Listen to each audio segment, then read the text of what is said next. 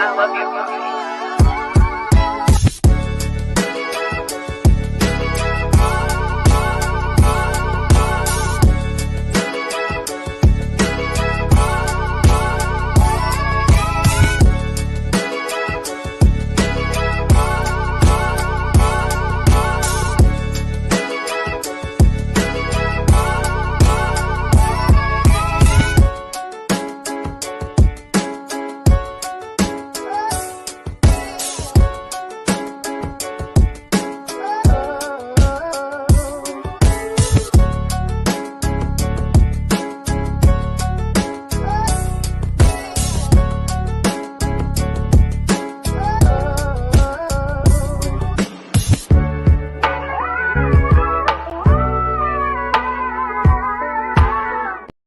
What is going on, ladies and gentlemen? This is the Shy Kid, aka Mike Hughes, and we are back with another episode of Mike on the Mic. Today, we're going to be talking about Chicago Cubs recapping their 7-0 loss against a San Diego Padres team that was lacking everybody. I mean, there's no other way to put it. They had no Fernando Tatis Jr., no Manny Machado. There was nobody consistent in this lineup that is going to be on the opening day roster more times than not for the San Diego Padres. The Cubs absolutely got slammed, but that's okay because the talk of the town is still CODY Bellinger re-signing with the Chicago Cubs. We're still looking at so much that's going on with the top prospects throughout this organization. We got to see some guys today, B.J. Murray Jr., Moises Balestros, and so many others. Forgive me if I mispronounced his last name, by the way. I've heard different people say it different ways. I'm going to get that down, though.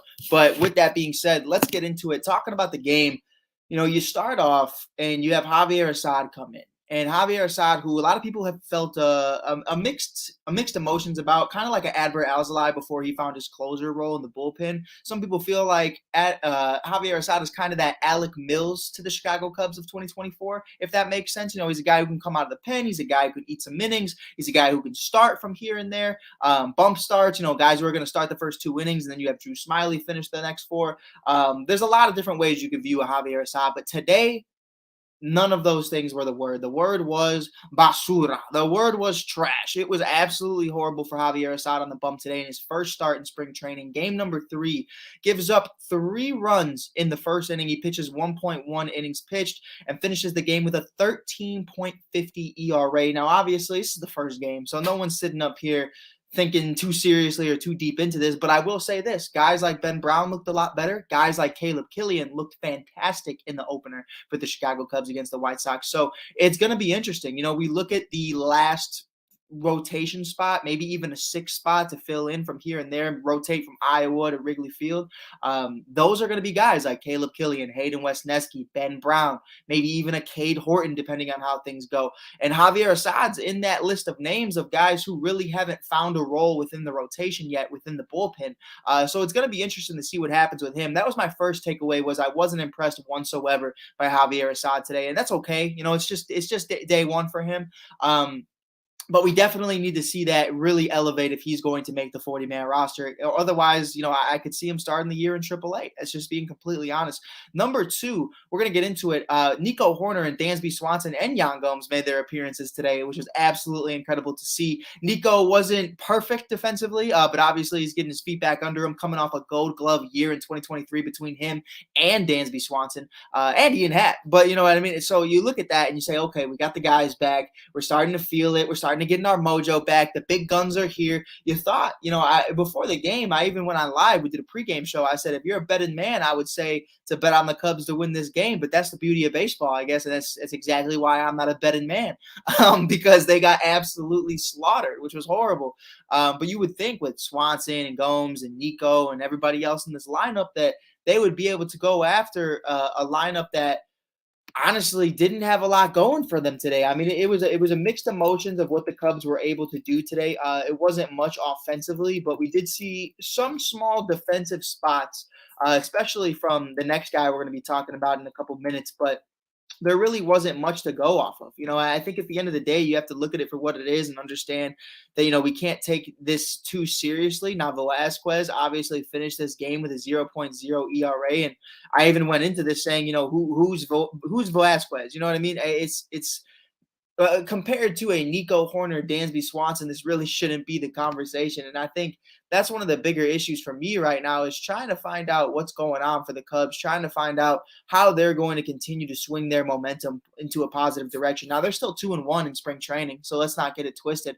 So I'm excited about what the future holds for them. But Nico Horner today in 3 at bats had 0 hits. A guy like Ian Happ today, 0 hits. He did get walked once. He struck out once. Swanson had 0 hits, and he struck out, and he walked. But I think you're starting to see worrisome from a Jed Hoyer who's trying to figure out what's going on. Now, I'm not taking anything too deep into this. This is spring training. You know what I mean? It's the first game for Nico, first game for Dansby, but I know Jed wants to see the full product. You know what I mean? And that's when obviously Cody arrives and we see more guys filling in. You know what I mean? We still haven't even seen Seiya Suzuki. We still haven't seen Michael Busch, and the rumors are presuming that they are going to pitch or not pitch. They are going to be in tomorrow's game on Monday. So that's going to be a lot of fun to see Seiya Suzuki and Michael Busch back. Presume that Monday they will be playing, which is tomorrow. We're going to get the full circle back together. We still got to see Shota Imanaga, which I'm excited about. We still got to see guys like Yency Almonte, Hector Neris, Justin Steele. Even Kyle Hendricks. I'm really excited for what the future holds, and I'm excited to see what these guys could potentially do. But I think at the end of the day, it's really going to come down to defensive plays. You know what I mean? Who's going to make the plays that others can't? And right now, to me, point number 3, our third takeaway, I want to get into it. Christopher Morel had a stellar defensive play at third base today. It's his second start at third base in spring training thus far throughout the 3 games. Christopher Morel was absolutely fantastic. Like, I hear everybody talking about Matt Chapman. I hear everybody saying, oh, well, he's a platinum glove winner, a gold glove winner. He's going to be able to do it. He's going to give you guaranteed 20 home runs, maybe 50 RBIs. That's cool, but I'm looking at a Christopher Morel in less than 110 games last year, had over 25 home runs. This is a guy who I believe if he plays 140 to 150 games is going to pump out 40 home runs. A guy who's going to give you over 80 RBIs if you put him in the 3-hole or the cleanup spot. So if you put him at third base on top of the fantastic defensive plays he's made thus far in spring training, I have no doubt in my mind that not only is he going to be one of the better third basemen in the National League next year, but I think he's going to be an all-star for the Chicago Cubs. There's no shot about it. I heard my guy Sheffield Shuffler even make that take live. I mean, he went out to the bank and he said Christopher Morel is going to be a third baseman in 2024. So shout out to him for speaking that into existence. Not a lot of people are talking about it, and I think it should be. I'm excited about what Morel is going to bring defensively. And I love the idea of a bridge gap guy like a Matt Chapman, but why? You know what I mean? Like, why are we going to bring in a guy whose batting average is going to be 218 to 240 when Christopher Morel is going to pump out 40 home runs and is one of the most electrifying players in baseball? He gives Jazz Chisholm and Tim Anderson a run for their money. I mean, this guy is exciting. This guy is energetic. You need to have him in the everyday lineup, not just a DH. You know what I mean? So I love that for Christopher Morel, the fact that this is working. It's crazy to me to think that David Ross was so against putting him at third base every day and saying that he couldn't even crack the opening day roster last year. It just kind of goes to show you where David Ross was at mentally in the development of Christopher Morel, and that he didn't believe in him. And we're not trying to bash David Ross, but you have to hold managers accountable. You know what I mean? Shout out to 2016. Shout out to the 2016 Cubs in Game 7 forever. Grandpa Rossi was, an icon. Forever Young will always be on my playlist because of David Ross. But I have to look at you as a manager and say, how did it take this long to get Christopher Morel at third base every single day? That's crazy to me. You know what I mean? And we have Nick Madrigal and Patrick Wisdom and even other guys like Rosario on there. Like, it's crazy. So, I love that he's there. I love that he's here. I'm loving what I'm seeing from Christopher Morel thus far. And obviously, we got to talk about the biggest rumor, the biggest news, the biggest headline. I'm going to set the scene for you really quickly. 8 years ago, February 25th, 2016, number 24, center fielder Dexter Fowler, after presumably signing with the Houston Astros, shows up to Mesa, Arizona for Chicago Cubs camp and tells the boys, Jason Hayward, Chris Bryant, Anthony Rizzo, that he's coming back and running it back one more time. You go, we go, I'm back. And 8 years later, on the date, number 24, center fielder Cody Bellinger at 1:14 in the morning, Ernie Banks hours, signs a deal with the Chicago Cubs, 3 years, $80 million. I mean, it's literally history repeating itself. There's no other way around it. I love it. I'm here for it. It's absolutely fantastic. We got 24 back in the building, ladies and gentlemen, which is the biggest news all day long. He obviously wasn't in attendance today, but he's well on his way. Now, the deal isn't official, but we understand that it's going to happen. And shout out to Lisa on Twitter because people were cooking Lisa when she was the only one that knew what was going on this weekend. Don't know how she knew that. But she knew that. So shout out to her.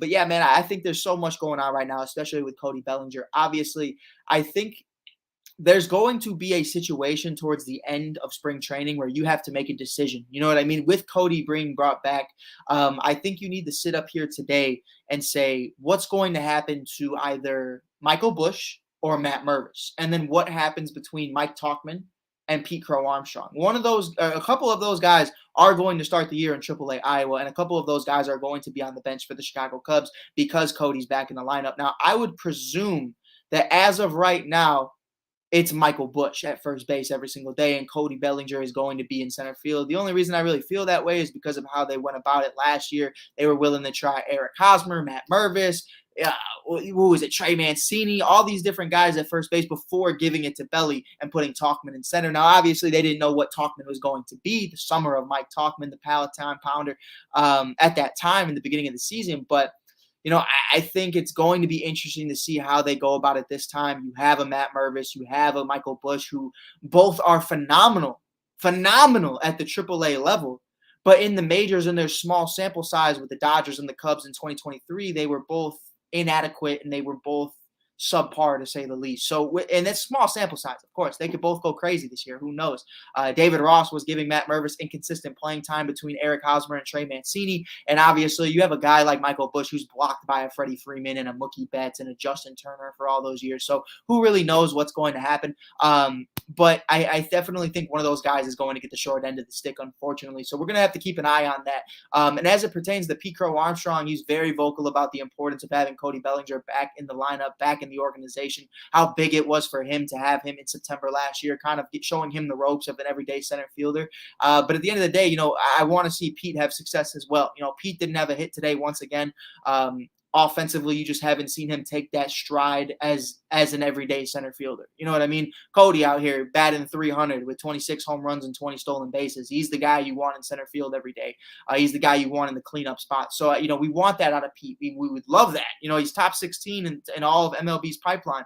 You want him to be offensively what he has the development and the potential to be, but we just haven't seen it thus far. You know what I mean? If we are going into week 2, week 3 of spring training, and we still haven't seen that, we have to have legitimate conversations that maybe he should start the year in AAA. You know what I mean? So with that being said, though, man, not a lot else to talk about. It just wasn't a great day on all cylinders. BJ Murray wasn't great. Matt Mervis wasn't great. Pete Crow Armstrong wasn't great. There were just a lot of guys that just were inadequate today. Even Christopher Morel wasn't the greatest today, so offensively. So, I look at that and I look at it for what it is. We have to sit here and understand that it's just spring training. Guys are taking their time. Guys are getting into the groove of things. It's going to be a lot of fun to see what the next couple of weeks are going to endure as guys like Seiya come back on Monday. Guys like Michael Busch get a shot to show us what he has. Shota Imanaga, the return of Cody Bellinger. Spring training is about to kick off and about to go crazy. And we also have Craig Counsell back, who is managing today. I wasn't sure if he was going to be in attendance today. Obviously, laying his mother to rest yesterday in Milwaukee. God bless her. Thoughts and prayers are out with him. Crazy to think that he's juggling all this stuff. One day he's here, one day he's there, one day he's back here. But hopefully this is the last time he has to, go through those types of things, and he can just start healing. He can just start focusing on baseball, getting his mind back into it, getting his mind right, and having the support of everybody else. But I'm excited, man. I'm stoked about the season. We had Cassie in here. He goes, "What's the word? I'm excited about the season." Yes, sir. Yes, sir. Mervis is trade bait, says Sean. It's definitely possible. And I want to address one comment that I saw today. Absolutely crazy to say Cody Bellinger was overpaid. He's a top 5 center fielder in all of baseball, arguably a top 10 first baseman in all of baseball, a Gold Glover, an MVP, a comeback player of the year. You just $30 million for a guy who batted 300 with over 26 home runs and missed time in the year. Like, what are we talking about? And he's got opt-outs. So if it doesn't work out, opt out. You know what I mean? So it is what it is. Crazy to think anybody's saying he's overpaid, he's going to get injured. You know what I mean? It's just that's part of the game. I don't think anybody really finishes the season healthy whatsoever, no matter who you are. You know what I mean? And if you say you do, 9 times out of 10, you're lying. So with that being said, I'll check you guys out later. Make sure you hit that follow button if you haven't already for daily Chicago Cubs and baseball content. I will check you guys out in the next one. Later tonight, we're going to be interviewing Brennan Davis, Chicago Cubs top prospect, formerly the #1 overall prospect in the Cubs system. At 7 p.m. Central tonight, we're going to be sitting down with myself and Michael Powers at Fox Sports Philly The Divide. We're going to be talking to him about spring training 2024, getting back to who he used to be, and obviously a bunch of other fun questions that myself and Mike have wrapped up for him. But until then, I'll check you guys out later. Until then, we're in there like swimwear, baby.